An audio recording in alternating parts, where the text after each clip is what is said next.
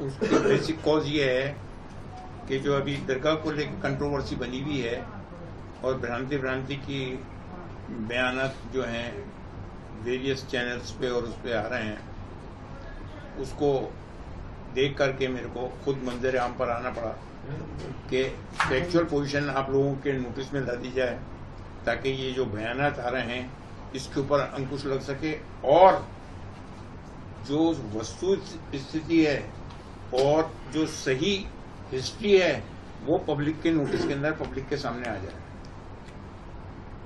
अभी थोड़ी देर की बात है कि सुप्रीम कोर्ट ने, हमारे सर्वोच्च न्यायालय ने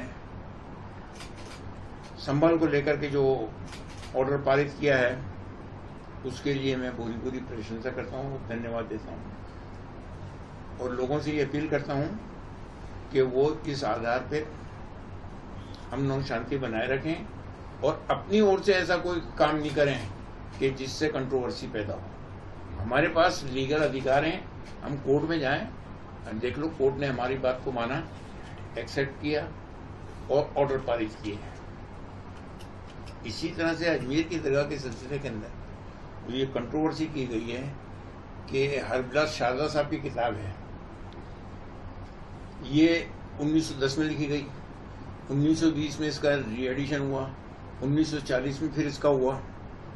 उसके अंदर पेज नंबर 92 पे बिल्कुल क्लियर कट वर्डिंग्स हैं। हरबिलास शारदा साहब हिस्टोरियन नहीं है, नंबर 1, वो एक एजुकेटेड आदमी थे। उन्होंने अपनी नॉलेज के हिसाब से जो उनकी जानकारी के अंदर आई उस वक्त, कब, 1910 में, उसके अंदर बिल्कुल क्लियर कट ये दिया हुआ है कि ट्रेडिशन सेज। ट्रेडिशन का मतलब क्या होगा? ऐसा कहा जाता है, ऐसा सुना जाता है, ट्रेडिशन सेज। बस इस वर्ड के ऊपर ही आ रहा हूं मैं और कुछ नहीं। बाकी जो उसको कहना है वादी को, उसने कोर्ट में कह दिया। हम जो कुछ भी जवाब देंगे वो कोर्ट के अंदर देंगे और लीगल वे के अंदर देंगे।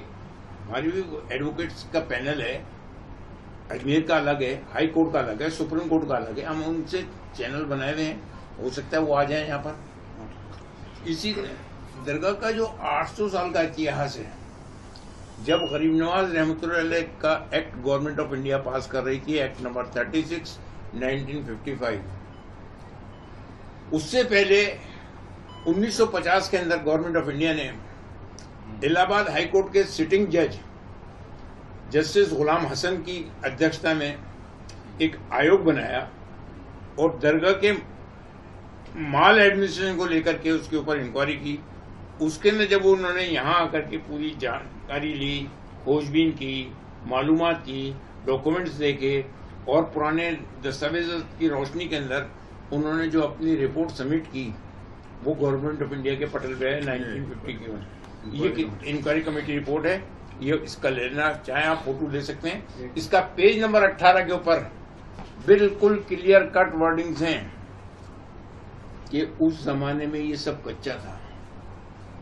जब गरीब नवाज रहमतुल्लाह तशरीफ लाए उस जमाने में ये कच्चा मैदान था, उसके अंदर उनकी कब्र थी। अब साइकोलॉजी पॉइंट ऑफ व्यू से आप खुद अंदाजा लगा सकते हैं कि जहां पर कब्र होगी और वो भी कच्ची, 150 साल तक आपका मजार कच्चा रहा, बिल्कुल भी वहां कोई पक्का कंस्ट्रक्शन नहीं था, तो उसके नीचे टेम्पल कहां से आ गया भाई? पहली चीज। दूसरी चीज के जो महमूद खिलजी थे, कहां के थे? ये लिखा हुआ पूरा, मालवा के किंग, मालवा। उन्होंने जब अजमेर पर कब्जा किया तो उन्होंने अपनी तरफ से जो एडमिनिस्ट्रेशन चलाया उसके अंदर गरीब नवाज के खलीफा की दरगाह है नागौर शरीफ के अंदर, सूफी अहमदुद्दीन सुल्तान तारिक रहमतुल्लाह। उनके पड़पोते जो थे वो ख्वाजा हुसैन नागौरी नाम से जाने जाते थे।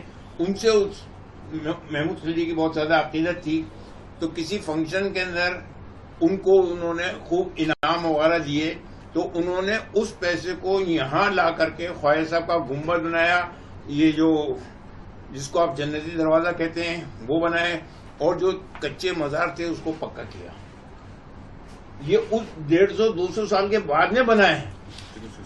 ये 1961 AIR 1961 supreme court full bench का सुप्रीम कोर्ट का जजमेंट है, गजेंद्र गढ़कर का। इसका कच्चा था, ये पूरे हिस्ट्री दी हुई है, दरगाह की हिस्ट्री।